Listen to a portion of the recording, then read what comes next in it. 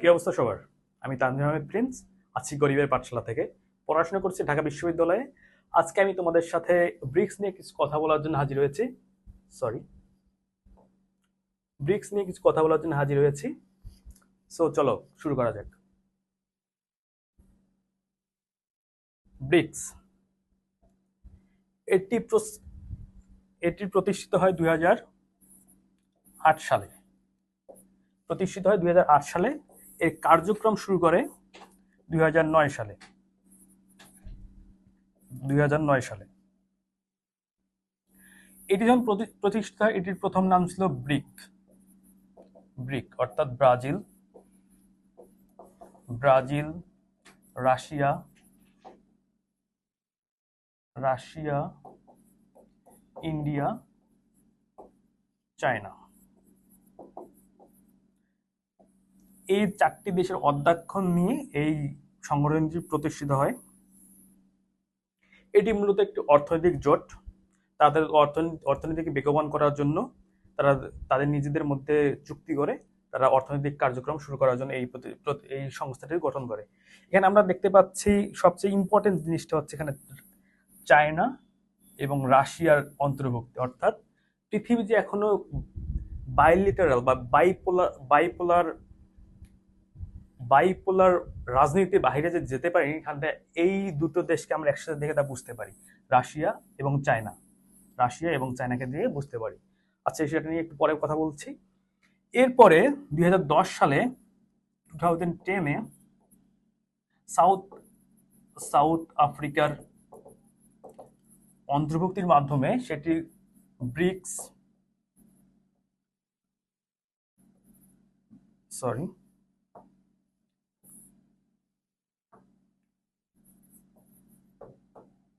Bricks নামটি ধারণ করে 2010 সালে।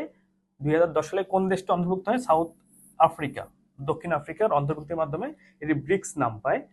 এরপরে 2015 সালে 2015 এসে তারা একটি নতুন ব্যাংক দেয়, সেটি হচ্ছে নিউ ডেভেলপমেন্ট ব্যাংক। এটিকে আইএমএফ এর সাবস্টিটিউট হিসেবেও ধরা হয়। আইএমএফ কি? ইন্টারন্যাশনাল মনিটারি ফান্ড, বা বিশ্বে যে টাকার মানদণ্ড, টাকার যে মান, সেটিকে যারা নিয়ন্ত্রণ করে তারা হচ্ছে আইএমএফ। তারা ঋণও দিয়ে থাকে। এবং এটির সাবস্টিটিউট হিসেবে ব্রিক্স কোন ব্যাংকটিকে নামায়? সেটা হচ্ছে নিউ ডেভেলপমেন্ট ব্যাংক বা এনডিবি। নিউ ডেভেলপমেন্ট ব্যাংক বা এনডিবি এটি প্রতিষ্ঠিত করে।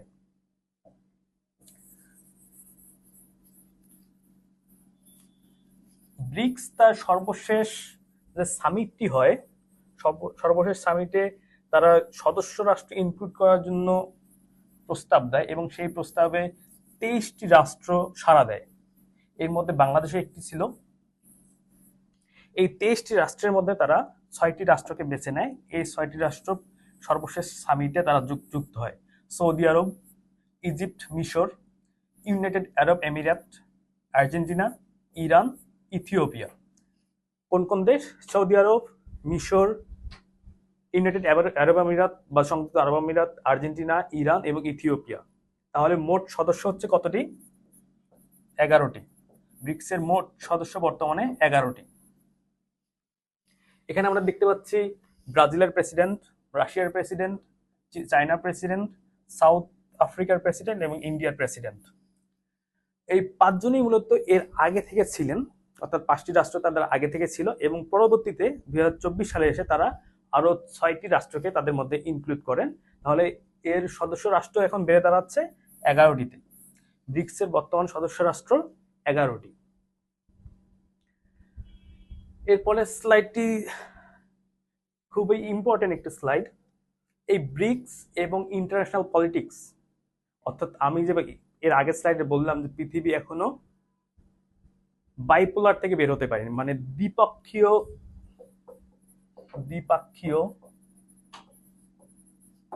সম্পর্ক থেকে, দ্বিপক্ষীয় যে পোলারাইজেশন, যে দুই পক্ষের যে দুইটি তত্ত্বের, একটি ক্যাপিটালিস্ট ব্লক এবং সোশ্যালিস্ট ব্লক থেকে যে এখনো পুরোপুরি বের হতে পারেনি, সেটা আমরা ব্রিক্সকে দেখলেই বুঝতে পারি।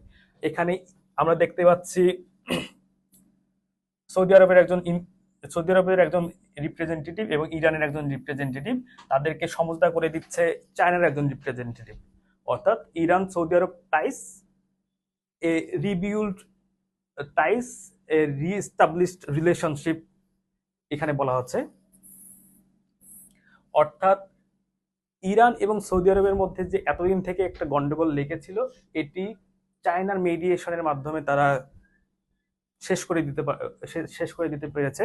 আমরা আগের স্লাইডে দেখতে পাই যে এখানে কে কে আছে, রাশিয়া, চায়না, অর্থাৎ তারা ওয়েস্ট এগেইনস্ট একটা ব্লক, অর্থাৎ রাশিয়া এবং চায়না সোশ্যালিস্ট ব্লক, এবং তাদের সাথে বর্তমানে পলিটিক্যালি খুবই ইনভলভ আছে ইরান এবং বর্তমানে তাদের সাথে সৌদি আরব তাদের সাথে পলিটিক্যাল বা ডিপ্লোম্যাটিক রিলেশন আবার পুনর্স্থাপিত করেছে।